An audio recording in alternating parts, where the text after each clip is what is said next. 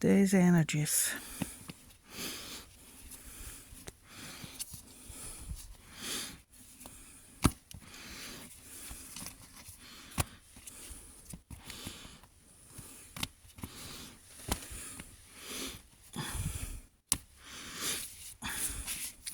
Today's energies. First one, the sun.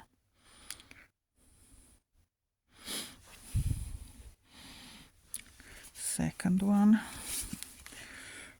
King of Air. Take it as it resonates. Third one, Eight of Earth. Fourth one, Three of Water. Fifth one, King of Water. Sixth one, Knight of Air. Plenty of people, literally. Seventh, Three of Earth. Eighth,